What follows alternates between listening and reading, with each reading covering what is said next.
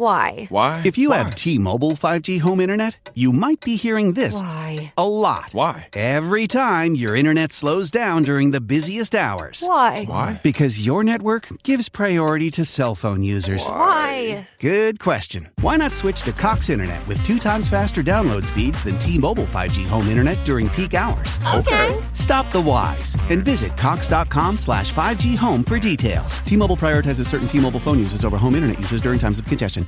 Do you know someone on your holiday gift list that's looking to cut costs? Consider a Henson razor. Henson razors use quality standard blades that only cost 10 cents each. That means you'll only be spending pennies a month on blades. Compare that to multi-blade cartridges that cost 20 to 30 times more. Over a couple years, that special someone on your list will save hundreds and get a safe and smooth shaving experience along the way. To learn more and to get 100 blades for free, go to hensonshaving.com/holiday. Lux presents Hollywood.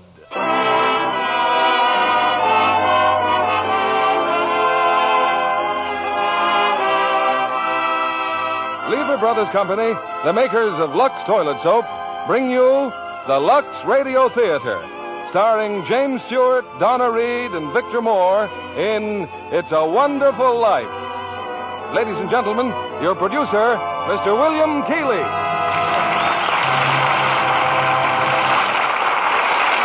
Greetings from Hollywood, ladies and gentlemen. Tonight we bring you one of the season's most inspiring hits, a Liberty Films production that's been nominated for the highest screen award. Yes, It's a Wonderful Life. And we present it now with its original fine stars, Jimmy Stewart and Donna Reed. Jimmy in the role which won him a nomination for the best performance of the year. Also in our cast is starred that fine comedian, Victor Moore. It's a Wonderful Life is the drama of a typical American. Might be you, it might be me. He dreams of glory, he lives in hope, he loves and doubts, and only Providence puts a final value on his service to humanity. Our story starts before the war, when life was normal. Shortages were generally unknown, and simple luxuries like Lux soap were abundant. I won't say that's the only reason people said it's a wonderful life, but I do know from the thousands of letters in our files that most of them said it's a wonderful soap. And they keep right on saying it day after day. In fact, the popularity of Lux soap is what makes it possible to present such entertainment as Frank Capra's great production, It's a Wonderful Life, starring Jimmy Stewart as George, Donna Reed as Mary Hatch, and Victor Moore as Clarence.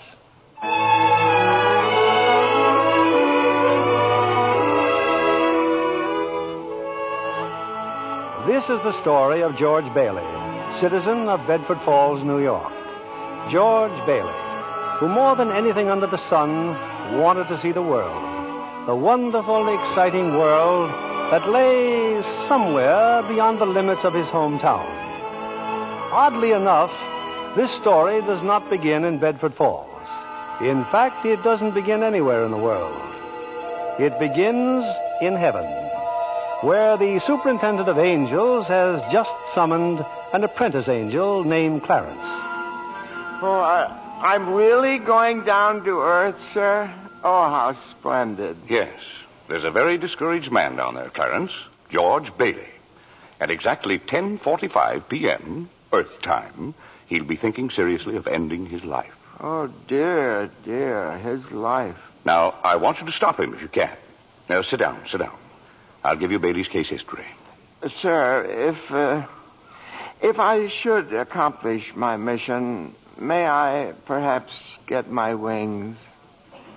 I've been waiting over 200 years now, and, well, people are beginning to talk. Clarence, what's that book? The Adventures of Tom Sawyer, sir. I was reading it when you sent for me. Oh, fine book. Excellent.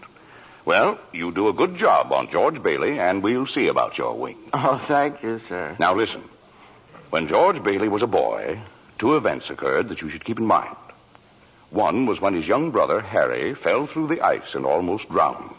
George saved him. Brother fell through the ice. George saved him. Ever since, George has had a bad ear. All that icy water, you understand. Yeah, bad ear. Yes, sir. The other event came a few months later. George used to work after school in Mr. Gower's drugstore. One day, Mr. Gower's only son died of influenza. It was a terrible blow, and poor Mr. Gower tried to lose his grief in whiskey. Where you been, George? Mrs. Blaine's called twice. What happened to her prescription? You lost it, didn't you? No, Mr. Gower. Here it is. Well, you good for nothing. Don't you know that Blaine girl's very sick? Mr. Gower, my ear. You're hurting my sore ear. Teach you to loaf, you lazy brat. Mr. Gower, you don't know what you're doing. You put something wrong in those capsules. Shut up. Oh, I know you feel bad, but look, Mr. Gower, look. This bottle, you used this bottle to make up the capsules. It's poison. Poison? Don't hurt my sore ear again, Mr. Poison. Gower. Oh, George. That's what George. is the liver, Mr. Gower. All I wanted was to make sure. George.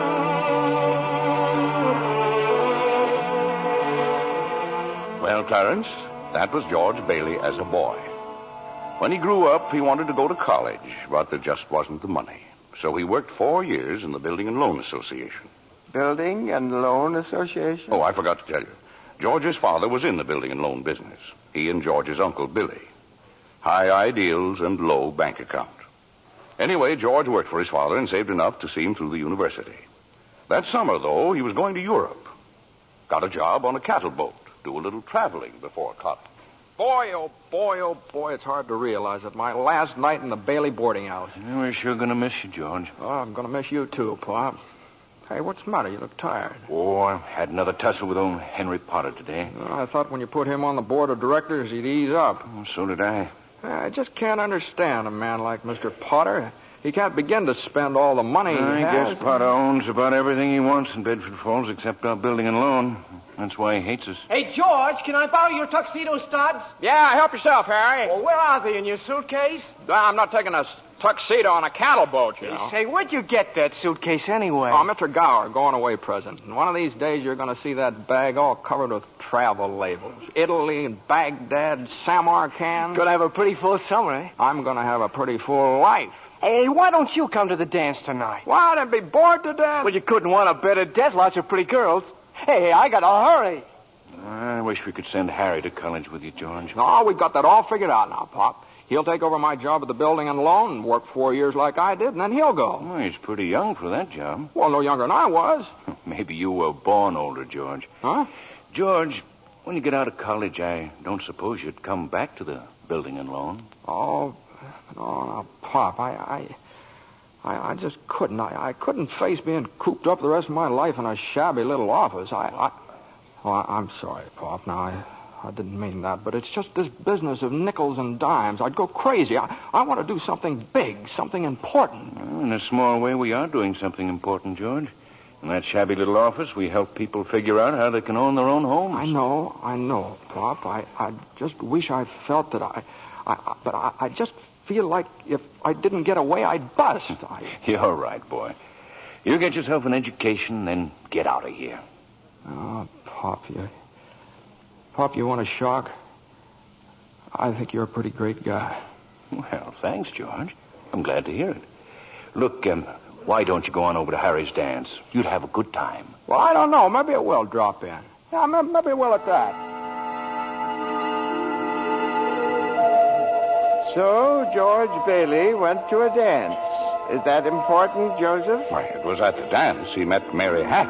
Oh. And 3 hours later, he was walking her home. George and Mary were feeling pretty good, Clarence. As a matter of fact, wonderful. Buffalo girl, can't you come out tonight? Can't you come out tonight? Can't you come out tonight? Buffalo girl, can't you come out tonight? And dance by the light of the moon. Hot dog, oh boy, just like an organ. At least. Hey, you know something? If it wasn't me talking, I'd say you were the prettiest girl in town. Well, why don't you say it? Well, I don't know. Maybe I will. Hey, how old are you anyway? 18. 18? Too young or too old? No, it's just right. It sort of fits you. Hey, look where we are.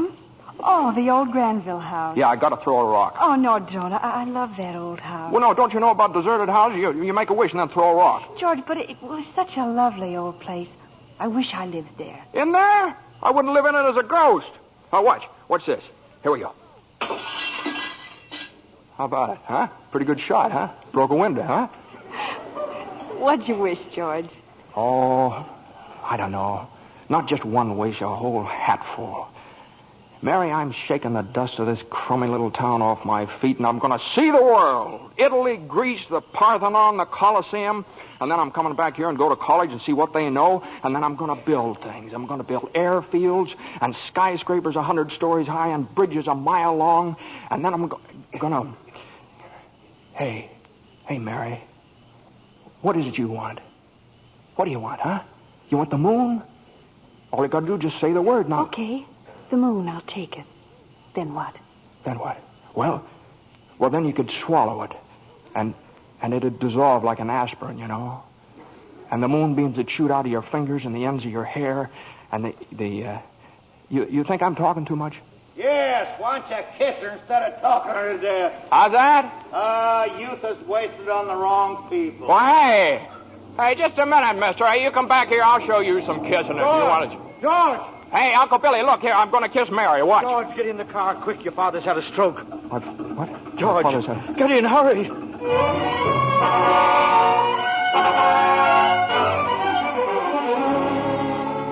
Well, George's father died that night, Clarence. So, of course, George couldn't go to Europe. But that fall, just as he was ready to leave for college, the directors of the building and loan had a meeting.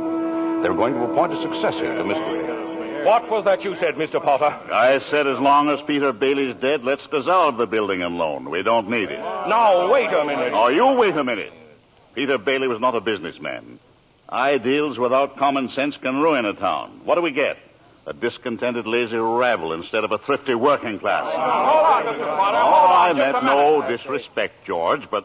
Oh, wait a minute there. Why my father ever started this cheap penny-ante building and loan, I'll never know.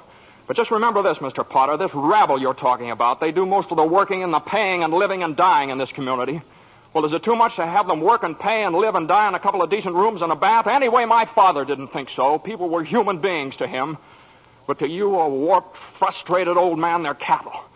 Well, in my book, Mr. Potter, he died a much richer man than you'll ever be. I'm not interested in your book, George. I'm talking about the building and loan. You're talking about something you can't get your fingers on that's galling. That's what you're talking about. Well, this town needs this measly one-horse institution, if only to have some place where people can borrow a few dollars without crawling to you. Now, come on, Uncle Billy. What happened, George? Yeah, all we heard was a lot of yelling. Boy, oh, boy, you should have heard George. Yeah, they're in there voting us out of business. Oh, who cares? I can get another job. I'm only 41. 45. Well, you get out of here, George. You missed your boat trip. Do you want to miss college, too? George, we've just voted Potter down. We're still in business. Whoopee! We're still in business. We're still in business. But there's one condition, George. They've appointed you to take your father's place. Appoint me, but I'm going to college. Look, this is my last chance. Uncle Billy's your man. George, you've got to take it. They'll vote with Potter otherwise. They said so. They even...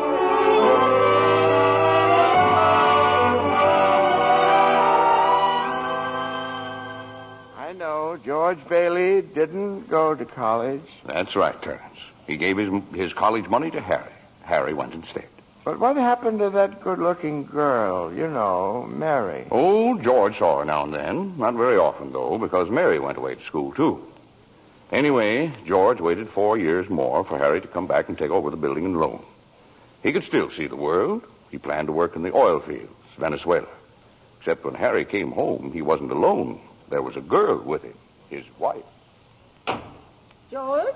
Yeah, I'm out here on the porch, Mother. I just thought I'd get some air. Well, how do you like your new sister-in-law? Oh, she's swell. Looks like she can keep Harry on his toes. Yeah, I keep him out of Bedford Falls anyway. What do you mean? Well, Ruth's father, he's got a wonderful job for Harry up in Buffalo. Buffalo? Well, that means you can't... Yeah. George, did you know Mary Hatch is back from school? Hmm? Yeah. Nice girl, Mary. Mm-hmm. Oh, stop grunting. Mm-hmm. Give me one good reason why you shouldn't call on Mary. Well, Sam Wainwright. Sam's crazy about Mary. Well, she's not crazy about him. Well, now, how do you know that? Did she discuss it with you? Besides, Sam's away in New York. Oh, and all's fair in love and war. I see. Okay, Mother, I think I'll go out and find that girl and do a little passionate necking. Oh, George. Goodbye, Miss Bailey. By the way, do you want any books at the library? Library? George, you go and see Mary. Do you hear?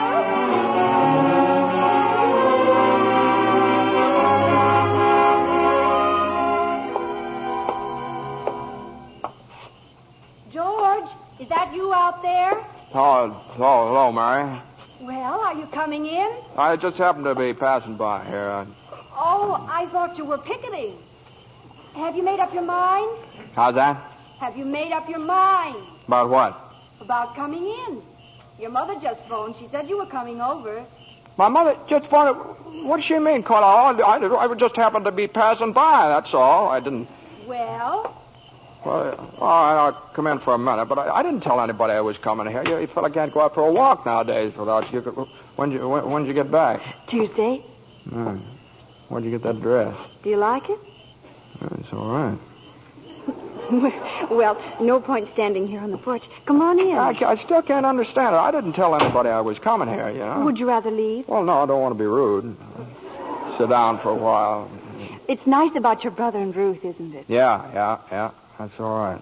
Don't you like her? Well, of course I like her. She's a peach.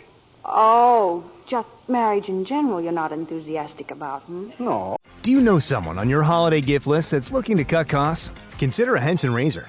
Henson razors use quality standard blades that only cost 10 cents each. That means you'll only be spending pennies a month on blades. Compare that to multi-blade cartridges that cost 20 to 30 times more. Over a couple years, that special someone on your list will save hundreds and get a safe and smooth shaving experience along the way. To learn more and to get 100 blades for free, go to hensonshaving.com/holiday. Oh, no. Marriage is all right for a lot of people. It's all right for Harry, and Sam Wainwright, and you. For Sam? Mary? It's George Bailey, Mother. What's he want? I don't know. What do you want? Me? Not a thing. Not a thing, and I just came in to get warm. He's making violent love to me, Mother. You just tell him to go right back home. Sam said he'd called you tonight from New York, didn't he? I guess so. How about some music? Your mother needs... I didn't come here to... What did you come here for, then? I don't know. You're supposed to be the one with all the answers. You tell me. Oh, why don't you go home? I don't know why I came here in the first place. Good night. Good night. The way you're shouting, you'd think that... You'd think what? All right, I'll get it. George, on your way out, would you mind turning off the phonograph? I'd be very happy to. Doggone crazy song. Hello? Sam? Mary, gee, it's good to hear your voice. How are you, Sam? I forgot my hat. Hee-haw. What? Oh, I was just talking to an old friend of yours, George Bailey. Oh, Mossback George? Oh, Mossback George. Well, put him on. I'll talk to him, too. Wait a second. George. He doesn't want to speak to George. He does so. He asked for him. Why'd you call me? Because if I'm in a hurry. Sam wants to talk to you. Oh. Hiya, Sam. Hey, fine pal you are, trying to steal my girl. What do you mean? Nobody's trying to steal anybody's girl. Here, Mary, take the phone. No. Wait, George. I want to speak to you both. Tell Mary to get in the extension upstairs. He says for you to get on the extension upstairs. I can't. Mother's on the extension. Here, we can both hear, George. Just put your head a little closer. What? There, that's better. We're listening, Sam. Well, I have a big deal coming up that's going to make us all rich. George, you remember that time you told me about making plastics out of soybeans? Soybeans? Yeah. Soybeans, yeah. Well, my father's checked into it, George, see? And now he's going to put up a factory. How do you like that? A factory, huh? And here's the point, George. I may have a job for you unless you're still married to that broken-down building and loan. Oh, Mary? I'm here. You tell that guy I'm giving him a chance of a lifetime. Do you hear?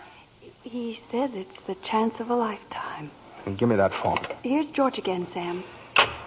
George. Now, you listen to me, Mary. I don't want any plastics, and I don't want any job, and I don't want to get married ever to anyone. Do you understand that? I want to do what I want to do, and you're not going to trick me. And you're... Mary. George. Mary. Oh, Mary, darling, I love you, Mary.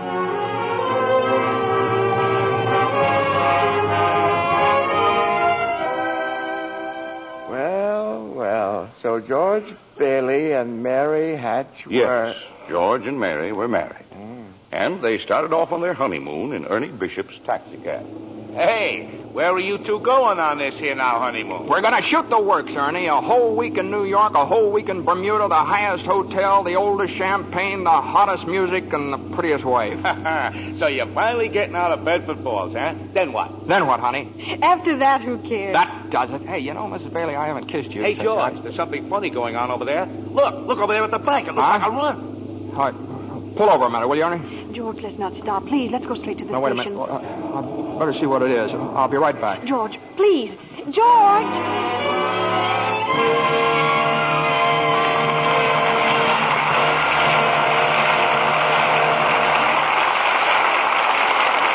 In a few moments, we'll return with the second act of It's a Wonderful Life, starring James Stewart, Donna Reed, and Victor Moore. Meanwhile, here's our Hollywood reporter, Libby Collins, looking very smart, too, may I say. Well, thank you, Mr. Keeley. You know, after seeing Paulette Goddard's wardrobe for Paramount's new comedy, Suddenly It's Spring, I just had to rush out and buy something new.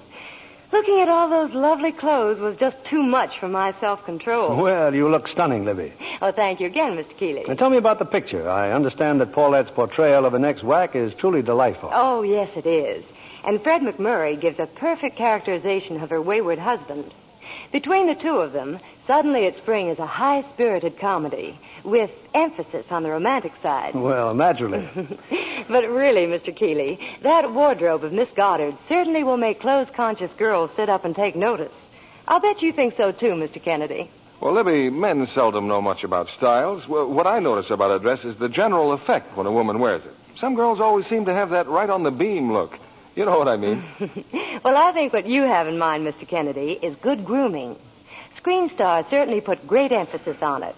A perfect hairdo, fresh, beautifully cared-for skin. Those are essentials. That must be the reason Lux Toilet Soap continues to be a studio standby, no matter how often other styles change. Well, that's what Miss Goddard told me. She says her beauty facials are so quick and easy and work so well. She's never without a supply of Lux Toilet Soap.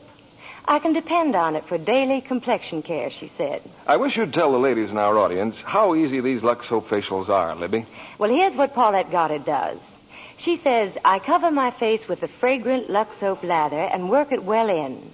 I rinse with warm water, then cold, and use a soft towel to pat my skin dry. Gives skin quick new beauty, she says. Daily Lux Soap facials do make skin lovelier. Recent tests by skin specialists proved it. In 3 out of 4 cases, complexions became softer and smoother in just a short time. A lovely Lux complexion makes a woman so attractive. I wish every girl who hasn't tried Lux Toilet Soap would begin using it tomorrow. That's sound advice, Libby. When 9 out of 10 screen stars recommend a beauty soap, you know it has to be good. So why not try Lux Toilet Soap, Hollywood's own complexion soap? We pause now for station identification. This is CBS, the Columbia Broadcasting System.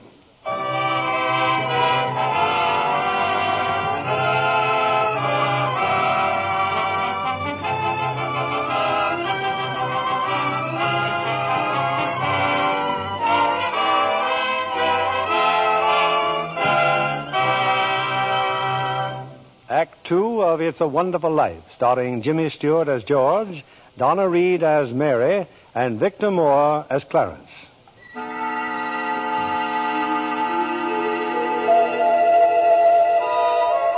Well, we're back in heaven again, where the superintendent of angels is reviewing the case history of a mortal named George Bailey.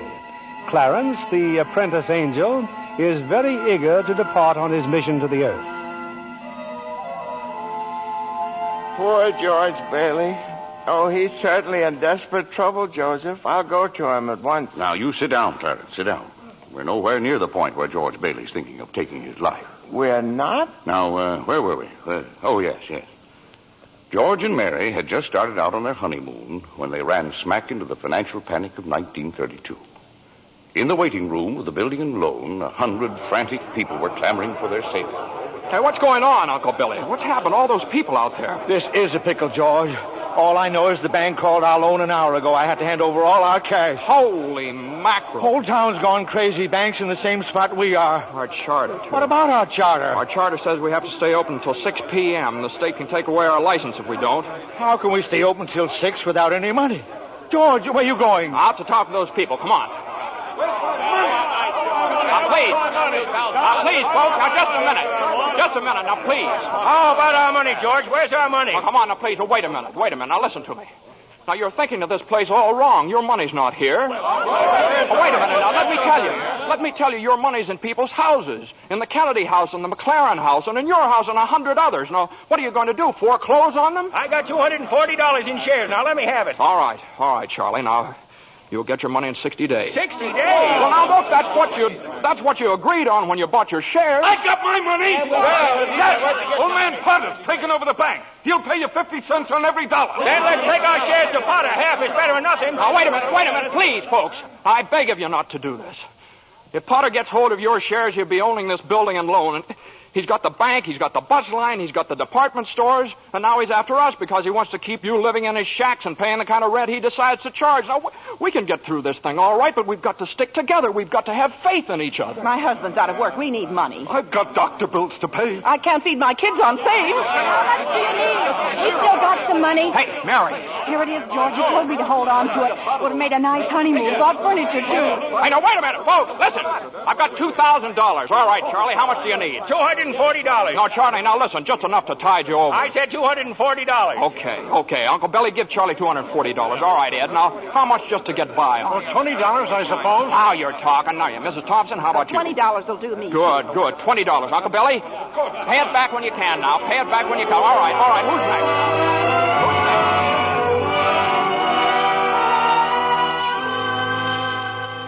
Look at the clock. Look. 5 seconds. 4 seconds, 3, 2, 1. 6 o'clock. We made it. Lock that door, Eustace, quick. Boy, we're still in business, Uncle Billy. We've even got $2 left. George, there's a call for you. Okay, and then call my wife, will you? She's probably over at Mother's. Mrs. Bailey's on the line. No, I don't want Miss Bailey. I want my wife, Mrs. Bailey. Mrs. Bailey, that's my wife. That's my. Give me the phone, will you? Hey, Mary. Listen, Mary. I'm sorry. Come home. Well, what home? Well, 323 Sycamore. Well, whose home is that? What? Well, Mary, how can I... Well, sure, all right, sure, I'll be there. Clarence, guess what 323 Sycamore was? His mother-in-law's house, huh? Oh, no. Number 323 Sycamore was the old Granville house, the one George threw rocks at and made wishes. Yes, sir, that's where they spent their honeymoon. That's where they started housekeeping. They were still living there 2 years later when old man Potter asked George to stop over at his office. Sit down, George. Sit down, do. Have a cigar? Well, thank you, sir. George, you're a young man, married, making, say, $40 a week at the building and loan. 45. 45.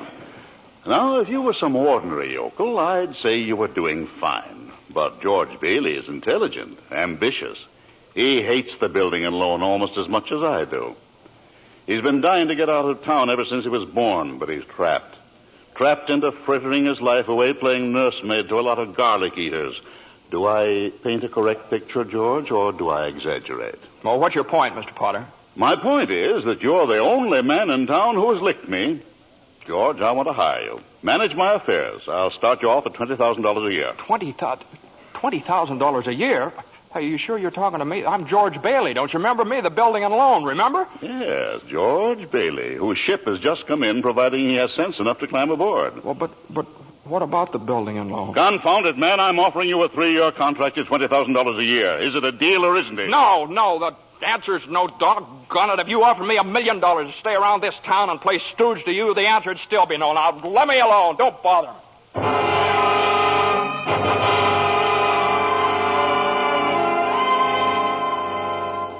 George, what did Mr. Potter want? Oh, it's nothing. He just talk. It's nothing. Oh, gee. Mary Hatch. Mary, why in the world did you ever marry a guy like me anyway? To keep from being an old maid. I was going to see the world. I was going to build things. I was going to give you the moon. What have I given you? Not even a new dress, not for months. Gee whiz, I feel awful. So do I. Mornings especially. I could have married Sam Wainwright, anybody else in town. I didn't want to marry anybody else. I want my baby to look like you. No, you didn't even have a honeymoon, and I promised you that you what? My baby. Hey, Mary. Mary, you mean you're on the nest?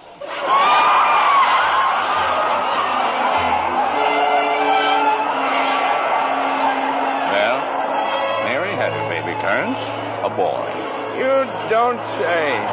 Then she had another one, a girl. Well, what do you know? Night after night, George had come home late from the office. Things weren't good with the building and loan. Potter was really bearing down on him. Then came the war. Mary had another baby by then. Oh. But she still had time to help out in USO. Uncle Billy sold war bonds. And George's brother Harry became a real hero. Shot down 15 planes. But George, what about George? Well, George was 4F, his bad year. He was an air raid warden. On VE Day, he wept and prayed. On VJ Day, he wept and prayed again. We're getting pretty close to today, aren't we, sir? Yes, Clarence. You now know almost everything you have to know about George Bailey, except what happened that finds him down there at this moment, wanting to die. Well, sir, well? Well, today's the day before Christmas, Earth time. George is pretty excited. Hey, Tilly! Eustace! Hey, look at the newspaper. Commander Harry Bailey, decorated by the president. That's my kid brother. The Congressional Medal of Honor. Gosh, George, gosh. What do you think about the 15 Jap planes? And the last one he got was just about to dive into a transport loaded with soldiers. You know what that means? He saved lives, hundreds of lives. Hey, gee, where's Uncle Billy? Huh? We're going to the bank, George. He's depositing that $8,000. Good. Go. Who's that in his office there? It's that man again, the bank examiner. Oh, yeah. Well, good afternoon, Mr. Carter. Hey, Tilly, get the books from Mr. Carter.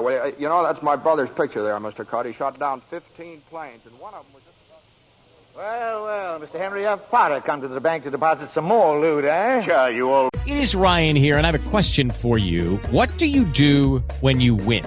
Like, are you a fist pumper, a woohooer, a hand clapper, a high fiver? I kind of like the high five, but if you want to hone in on those winning moves, check out Chumba Casino. At ChumbaCasino.com, choose from hundreds of social casino-style games for your chance to redeem serious cash prizes. There are new game releases weekly, plus free daily bonuses, so don't wait. Start having the most fun ever at ChumbaCasino.com. No purchase necessary. VGW. Void where prohibited by law. See terms and conditions. 18+. Judy was boring. Hello. Then Judy discovered ChumbaCasino.com. It's my little escape. Now Judy's the life of the party. Oh, baby, mama's bringing home the bacon. Whoa, take it easy, Judy. The Chumba life is for everybody. So go to ChumbaCasino.com and play over 100 casino-style games. Join today and play for free for your chance to redeem some serious prizes. ChumbaCasino.com. No purchase necessary. Void where prohibited by law. 18+. Terms and conditions apply. See website for details. How do you like the news in the paper, Mr. Potter? Just can't keep those Bailey boys down now, can you? Let me see that newspaper. Here, sorry I can't chat, you old thief. Got to make a deposit. Here you are, Horace. Deposit slip, bank book, and a very Merry Christmas to you. You too, Mr. Bailey. Say, you've forgotten something, haven't you? Horace, I've forgotten things all my life. Get a wiggle on, boy. But, Mr. Bailey, where's the money? What's that? You want to make a deposit? Well, certainly I want. Well, it's customary to bring the money with you. It's gone. Where'd I put it? Where'd I put that money? A terrible thing, Clarence, terrible. Uncle Billy couldn't find the money because the envelope with the $8,000 was folded up in that newspaper he gave to old man Potter. I just don't know what happened to it, George. I just don't know. $8,000. Uncle Billy, the bank examiner's here, and it's not our money. It belongs to the depositors. George, what are we going to do? We've traced every step I took. We can't stand here in the street. Are you sure you didn't put that envelope in your coat pocket? I think so. Maybe. Oh, I'm no good to you, George. I'm no good. Now listen to me. Think, will you? Now try and think. I can't think anymore. I can't. Where's that money, you silly old fool? You know what this means? It means bankruptcy and scandal and prison. One of us is going to jail. Well, it's not going to be me. Now get out of my way. I'm going home.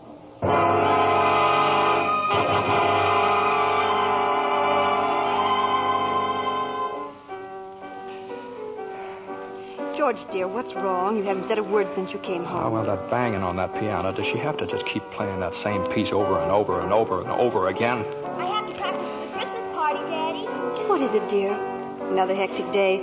Yeah, another red letter day for the Dad, baby. Murphy's got a brand new car. You should see it. What's the matter with our car? Isn't it good enough for you? I'm sorry, Dad. I only... Run upstairs, Petey. See if Zuzu's all right. Okay, Mom. Now, what do you mean? What to see if Zuzu's all right? What do you mean? Oh, she caught a little cold coming home from school. She didn't button up her coat. Well, what is it? What do you mean, just a cold? George, the doctor said it was nothing serious. Was the doctor here? Well, I thought he'd better look at her. It's his old drafty house. It's no wonder we don't all have pneumonia. Might as well be living in a refrigerator. Why did we have to live here in the first place and stay around this measly, crummy old town?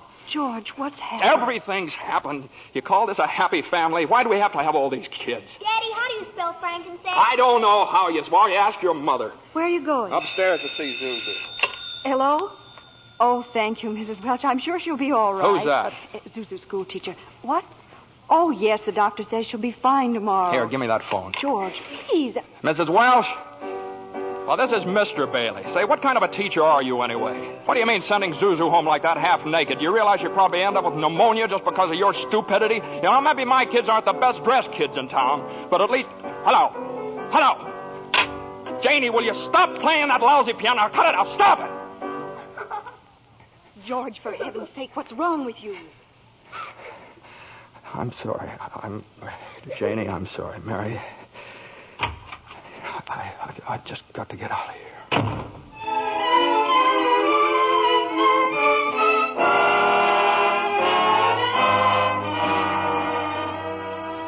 So that's it, George. You're short $8,000 in your accounts, eh? Oh, please, Mr. Potter, I'll pay any sort of a bonus if you still want the building and loan. You say it was lost. Have you notified the police? No, sir, I haven't done that yet. Harry's home. Oh, I come to me. What about your good friend, Sam Wainwright? I can't get a hold of him. He's in Europe.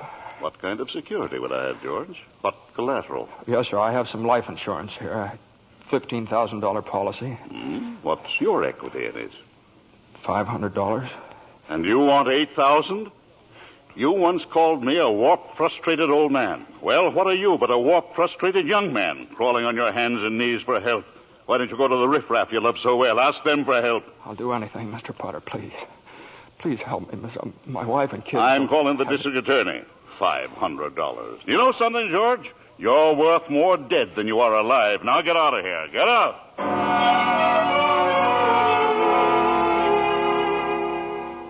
And all the time, Potter had the $8,000 in his desk drawer. It's still there, Clarence. But where's George, sir? Where? Well, he went over to Martini's Cafe. He's had a couple of drinks, Clarence. He's just standing there, sort of in a daze. Oh, God. God, dear Father in heaven, I'm not a praying man, but if you're up there and you can hear me, please show me the way. I'm at the end of my rope. Show me the way, God. Mr. Bailey, you all right? Don't drink anymore, Mr. Bailey. Please, you don't feel good. Bailey?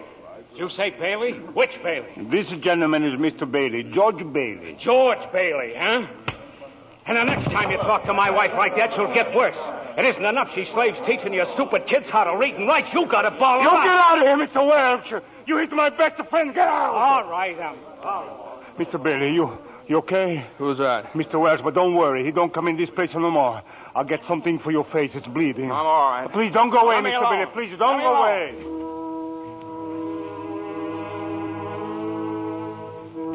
Well, George left Martini's Cafe 5 minutes ago, Clarence.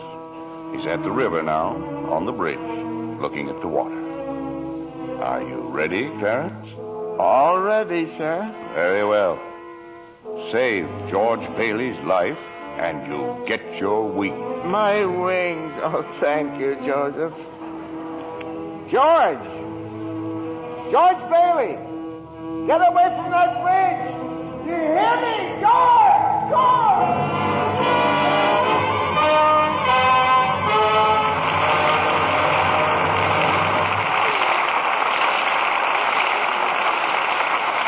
In just a moment, we'll bring you Act 3 of It's a Wonderful Life, starring Jimmy Stewart, Donna Reed, and Victor Moore. The popular theory about beautiful blondes is that they're content to be merely decorative. Our lovely guest tonight, Miss Susan Blanchard, completely disproves that idea. Besides being a hard-working Fox starlet, Susan, I understand you're a wonderful cook. I really love housekeeping, Mr. Keeley. But most of all, I enjoy the training I get at the studio. It's work, but it's fun, too. You're an Easterner, aren't you, Susan? Yes, a native New Yorker. I thought so. It was the Broadway theater that inspired me to think of show business as a career. Well, that's interesting. I used to save my allowance and go to every play I could. One of my favorite actresses was Jane Wyatt. Uh-huh. Imagine, Mr. Keeley, what a thrill it was for me to meet her right here in Hollywood. Jane Wyatt's latest picture, Boomerang, was made in the East, I understand. Yes. But she and Dana Andrews, who stars in Boomerang with her, were in Hollywood to see a studio showing of the picture. Oh, I see. Jane Wyatt is my ideal of a stage and screen star. So talented and so lovely to look at. Just as lovely in real life, too. She is indeed. It wasn't long before I discovered that she's as keen about Lux toilet soap for beauty care as I am. You know, I'm a Lux girl, too. We're glad to hear you say that, Miss Blanchard, because that's a very beautiful Lux complexion I see before me. Just right for blue eyes and ash blonde hair. Thank you, Mr. Kennedy. Any girl in pictures is delighted to find out about Lux toilet soap as a beauty care. Active lather facials are so quick and easy, and they really make a difference in your skin. Thousands of busy, attractive women have discovered that, Miss Blanchard. Daily Lux Soap Complexion Care does make skin lovelier. Otherwise, it wouldn't be the choice of 9 out of 10 screen stars. Lux toilet soap is all-around beauty care for me. I use it as a bath soap, too. It has such delightful perfume, leaves a lovely fragrance on the skin. Thank you, Miss Susan Blanchard. I hope our audience will be seeing that lovely Lux complexion of yours in a screen close-up one of these days. Now, back to our producer, William Keeley. Act 3 of It's a Wonderful Life, starring Jimmy Stewart, Donna Reed, and Victor Moore.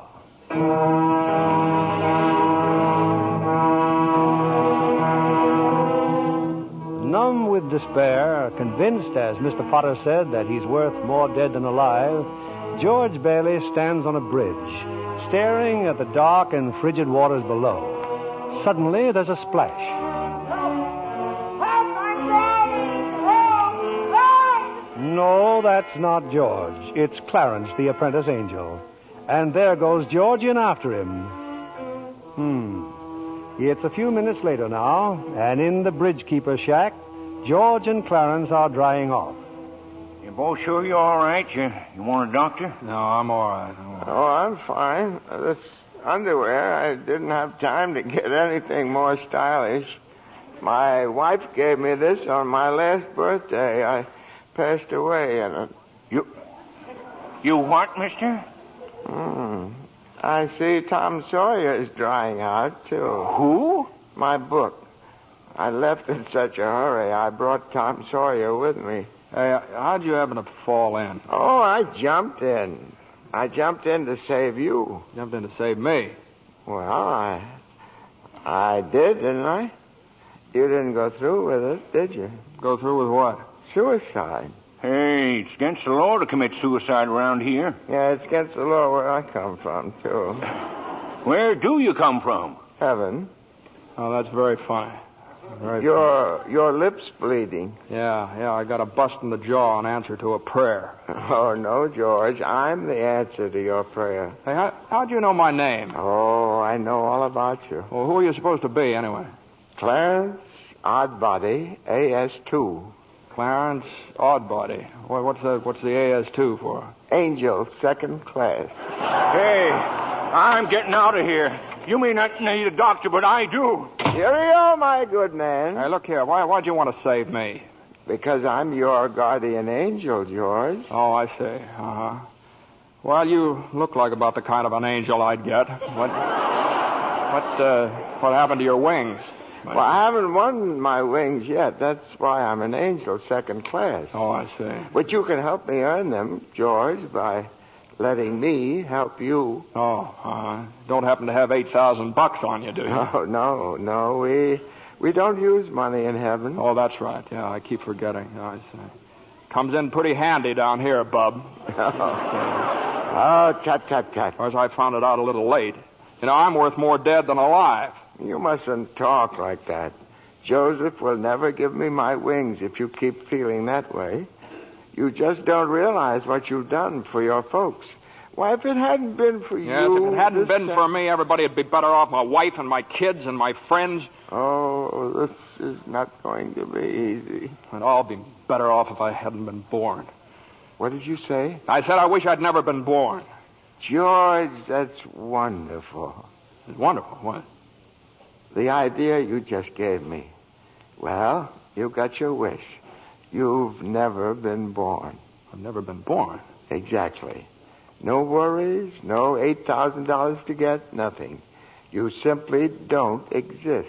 All right, okay, all right. George, I can do things, strange things. I can show you the world, George, the way it would be if you hadn't been born. Hey, wait a minute. This ear of mine. Hey, say something else in that bad ear. You don't have a bad ear anymore. Oh, I don't think you're concentrating. Oh. Don't you see? You're not the George Bailey you think you are. You're nobody. Oh, that's the doggonest thing I ever saw, that ear. Your lips stopped bleeding, too. Yeah. Hey, what's happening around here?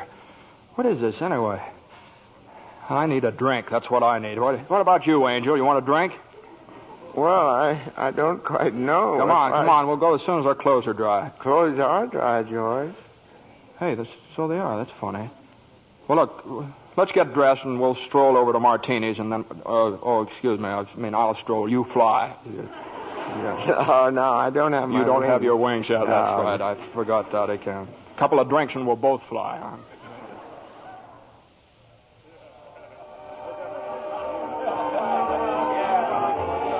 What'll you have, fellas? Hey, where's the boss? Where's Martini? Look, wise guy, I'm the boss, see? Okay, well, double scotch, quick, will you? What's yours? You know what I just love? Some mulled wine. Huh? Heavy on the cinnamon and light on the cloves. Off with you, my lad, and lively now. Now cut it out. Oh, come on, here. Just give him the same as I ordered. He's okay. Two double scotch. What about this place? It's all changed. All of Bedford Falls has changed. You're having your wish, George. You've never been born. Oh, there'll be lots of things you've never seen before. Oh, good. Somebody just made it. Made what? Every time a bell rings, it means some angel's got his wings. What'd you say? Look, Clarence, I don't think you better talk about angels around here. Don't they believe in angels? Oh, yeah, they believe in them, but you know, it's just a little thing. Then why should people be surprised when they see one? Don't mind him, bartender. He's just a little fella. He just never grew up. And how old are you anyway, Clarence? Well, next May, I'll be 293. That does it. A couple of pixies, huh? Go on, get. You hear me? Get. Where's Martini? Will you Stop asking about Martini. Ain't here any... Hey, you. Rummy, didn't I tell you never to come panhandling around here? George, look. Hey, it's Mr. Gower. Mr. Gower. Listen, Mr. Gower, don't you know me? This is George Bailey. You buy me a drink, mister? Just one drink, will you, mister? Pinky! Yeah, Nick. Throw the rummy out. Oh, no, please. Hey, bartender, that's Mr. Gower, the druggist. That rumhead spent 20 years in jail for poisoning some kid. If you knew him, you must be a jailbird yourself. Pinky, here's two more. Get him out of here. Well, get up, George. Good thing he threw us in a snowbank, huh? Where's Mr. Gower? Mr. Gower doesn't know you, George. You see, you weren't there to stop him from putting poison into that prescription. What do you mean I wasn't there? Look, tell me, what are you? Are you a hypnotist? George. Look, why am I seeing all these strange things here? Don't you understand? It's because you were not born. Well, if I wasn't born, then who am I? Nobody. You have no identity. Well, what do you mean I have no identity? No papers, no driver's license, no 4F card, no insurance policy. Zuzu's bell. What? Zuzu's bell. I bought my little girl a bell to hang on the Christmas tree, and I forgot to give it to her. I've got it in my... It's gone. It's gone, too. Everything's gone. But you've been given a great gift, George. A chance to see what the world would be like if you'd never been born. You're crazy. You're crazy as a bedbug, and you're driving me crazy, too. Now, look, I'm going home to my wife and family. Do you understand that? And I'm going home alone. Not leave him alone, Clarence. Keep following him. Joseph, I'll stay near him, sir. Poor George. He's seeing Main Street now the way it'd be if he hadn't lived. The thing that's really shocked him, sir, is the building and loan office. Know what's there now? Pawn shop. What's he doing? Can you see? He's talking to Ernie Bishop, the taxi driver. He wants to go home. You better tag along, Clarence. Oh, I will, sir. I will. Come on, step on it, will you, Ernie? Get me home. I'm off my nut. Where do you live, buddy? Oh, now, doggone it, Ernie. Don't you start pulling that stuff on me. 323 Sycamore. 323 Sycamore. Yeah, hurry up. Zuzu's sick. Okay, buddy. Hey, look, Ernie, I don't know what's happened. I'm going crazy or something. I got some bad liquor. Now, look, tell me this now. You're Ernie Bishop, right? And you live with your wife and kid down You seen my wife? What do you mean? I've seen your wife. I've been in your house 100 times. What do you... We built it for you, didn't we? Bud, my wife took the kid and ran away 5 years ago, and I ain't never seen you before in my life, see? Okay, Ernie, okay. Just step on it. Get me home.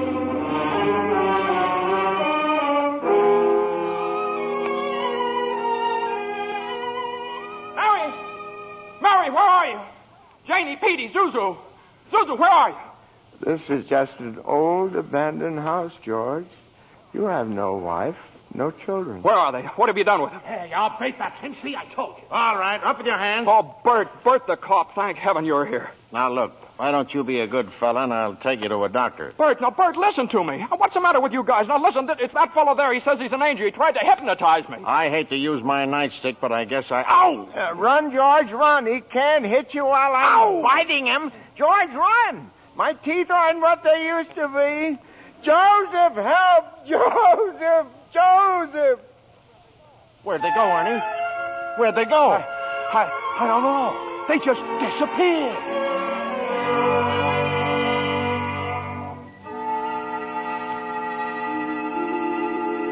Clarence. Oh, Joseph, I hope you don't mind my calling on you like I did. It was very irregular, Clarence. You're by yourself again. Where's George? He's at his mother's house, sir. Well, if George hasn't been born, he has no mother. Oh, he's being very stubborn, sir. He'll just have to find these things out for himself. But his mother, that's a terribly bitter blow to a man, his own mother not knowing him. You mean I shouldn't have let him... I mean you better find him right away. Oh, and stop fighting policemen, Clarence. I'm here again, George. My own mother didn't know me. If only Harry were here. My brother were only back from Washington. Your brother fell through the ice and was drowned at the age of 9. Well, that's a lie. He got the Congressional Medal of Honor. He saved the lives of every man on that transport. Every man on that transport died. Strange, isn't it? Each man's life touches so many other lives. Harry wasn't there to save them because you weren't there to save Harry. Don't you see, George? You really had a wonderful life. Don't you see what a mistake it would be to throw it away? Clarence. Yes? Where's Mary? Please, where's my wife? I'm not supposed to tell. Tell me where she is. You're not going to like it, George. Where is she? I'll choke it out of you if I have to. Where's my wife? The library. She works there. She's just about to lock up for the night. So George, come back. Oh, there must be some easier way for me to get my wings.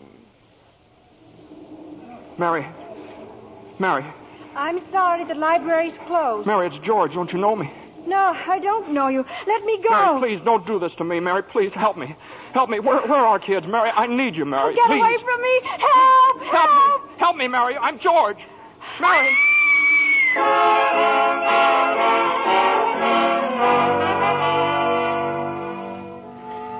Clarence. Oh, where is he, Joseph? Where's George? I'm afraid I've lost him, sir. You knew you shouldn't have let him try to see Mary. Now they're after him, a mob. They think he was trying to hurt her. Joseph, I won't even get one wing, will I? You have one more chance, Clarence. Get over to the bridge by the river. I think George has seen just about enough. But the mob... Now, don't worry. They've lost him, too. Now, hurry up. Oh, thank you, Joseph. Thank you. Clarence, where are you? I'm here, George. Help me, Clarence. Get me back. I don't care what happens to me. Only get me back to my wife and kids, please. I want to live again. Oh, thank you, George. Thank you, boy. I want to live again, please. Oh, God, please let me live again. George? Is that you down there, George? Now get out of here, Bert. Get out here. You come in any closer, I'll let you have it. What the hell are you yelling for, George? Come on. George, Bert, do you know me? No, yeah. I've been looking all over town for you. Where you been? Hey, Bert, I'm alive again, Bert. You sure you're all right? Hey, your mouth's bleeding. It is. Hey, my mouth's bleeding. Bert, look at the blood come out of there, would you? And where's Zuzu's Christmas bell, Bert? I had it right in my pocket. Here it is. Hey, it's in my pocket. What do you know about it? Hey, Merry Christmas, Bert. Well, Merry Christmas. Get in the car. I'll drive you home. You will, Bert? We'll do that. And turn the siren wide open, huh? Merry Christmas, Bedford Falls. Hey, Merry Christmas, old building and loan. Merry Christmas, Mr. Potter. Yippee! Come on. Hey, Bert, come on in with me, huh? What is these people, these reporters? Hey, Merry Christmas, reporters. Hey, Mr. Bank Examiner, Merry Christmas. Mr. Bailey, there's a deficit. I know, $8,000, I'll bet, huh? George, I've got a little paper here. I'm sorry. I bet it's a warrant for my arrest. Isn't that wonderful? Merry Christmas. Hey, where's Mary, you know? Look at this wonderful old drafty house. Isn't it wonderful? Have you seen my wife? Where's Mary? Mary! Merry Christmas! Kids! Hey, kids! Janie, Petey! Hey, I could eat you up. Where's your mother? She went looking for you, Daddy, with Uncle Billy. Oh, Daddy? Zuzu, my little ginger snap. How do you feel, huh? Fine, Daddy. Not a snitch of temper. Not a snitch of temper. Hallelujah! George, darling. It's Mommy. Mommy's home. Mary. George, where have you been? Mary. George, Mary, George. now look, just let me touch you.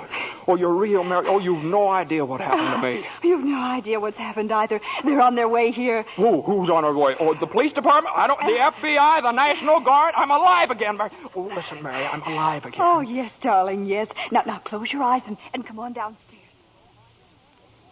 What is it? Can't open my eyes yet, Mary? What's going on here? Now keep your eyes closed. Now, I'll just walk you over here by the Christmas tree and... Well, the people, I hear lots of people. What is it? Lots of people. Just 1 minute now. We're all ready, Uncle Billy. Come in, everybody. George, look! Just look! Uncle Billy! Money, George, a laundry basket filled with money. Money for you. Mary did it, George. Mary! I don't understand. What money? What...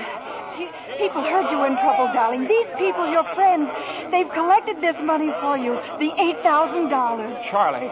Hey, there's Martini. Mr. Gower. Hey, how are you, Mr. Gower?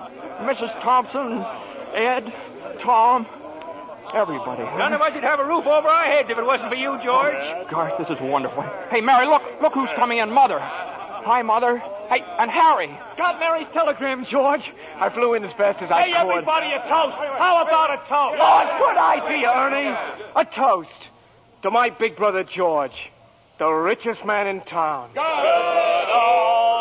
my Christmas bell. You didn't forget. Forget? Here, honey. Here's your bell. Daddy. Darling, what's this on the table here? This book? The Adventures of Tom Sawyer. Look, there's something written in it. Dear George, remember no man is a failure who has friends. Thanks for the wings. Love, Clarence. Clarence? Yeah, he's a very dear friend of mine. Daddy, Mrs. Wells says every time a bell rings, an angel gets his wings. That's right, Zuzu. That's right. That's right. Attaboy, Clarence. Attaboy, Clarence. Happy landing.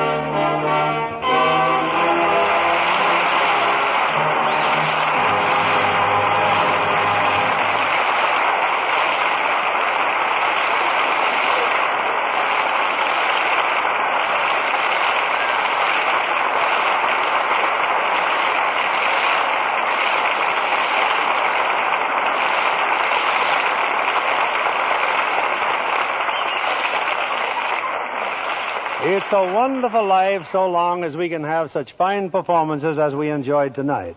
From Jimmy Stewart, Donna Reed, and Victor Moore.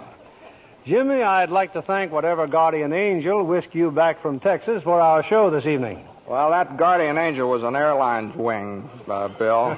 You were in Texas for the premiere of this picture, weren't you, Jimmy? Yeah, Frank Capra and I went down for 5 openings as many nights.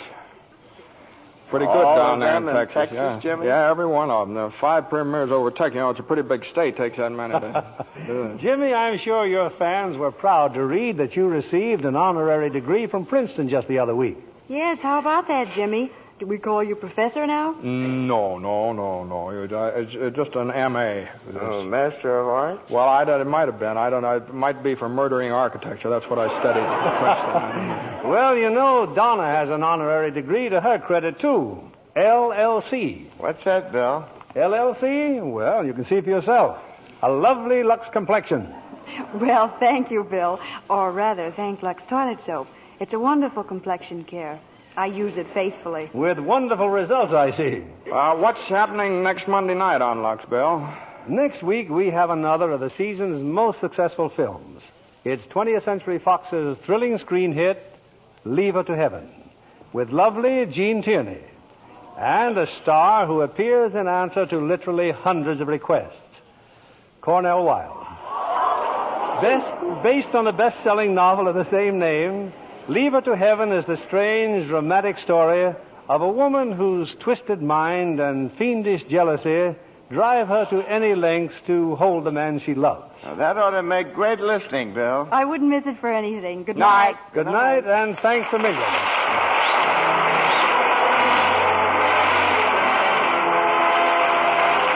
Lever Brothers Company, the makers of Lux Toilet Soap, join me in inviting you to be with us again next Monday evening when the Lux Radio Theater presents Jean Tierney and Cornell Wilde in Leave Her to Heaven. This is William Keeley saying good night to you from Hollywood.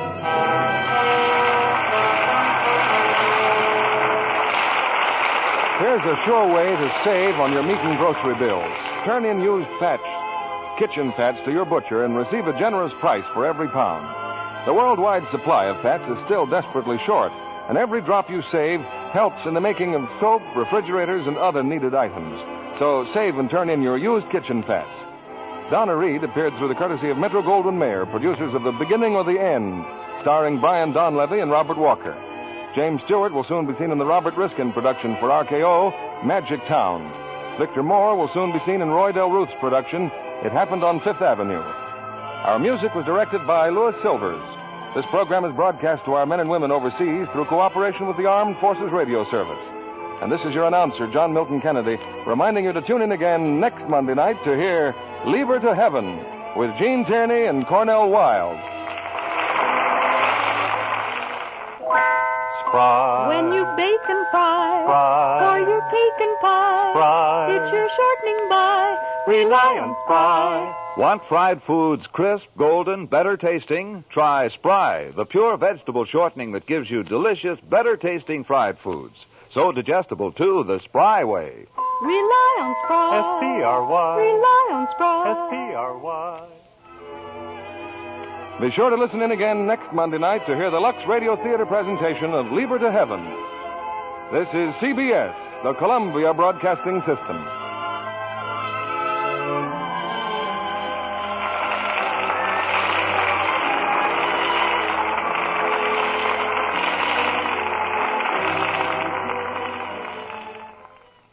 Lucky Land Casino, asking people, what's the weirdest place you've gotten lucky? Lucky? In line at the deli, I guess? Aha, in my dentist's office. More than once, actually. Do I have to say? Yes, you do. In the car before my kids' PTA meeting. Really? Yes. Excuse me, what's the weirdest place you've gotten lucky? I never win and tell. Well, there you have it. You can get lucky anywhere, playing at LuckyLandSlots.com. Play for free right now. Are you feeling lucky? No purchase necessary. Void where prohibited by law. 18+. Terms and conditions apply. See website for details. It is Ryan here, and I have a question for you. What do you do when you win? Like, are you a fist pumper, a woohooer, a hand clapper, a high fiver? I kind of like the high five, but if you want to hone in on those winning moves, check out Chumba Casino. At ChumbaCasino.com, choose from hundreds of social casino-style games for your chance to redeem serious cash prizes. There are new game releases weekly, plus free daily bonuses. So don't wait. Start having the most fun ever at ChumbaCasino.com. No purchase necessary. VGW. Void where prohibited by law. See terms and conditions. 18+.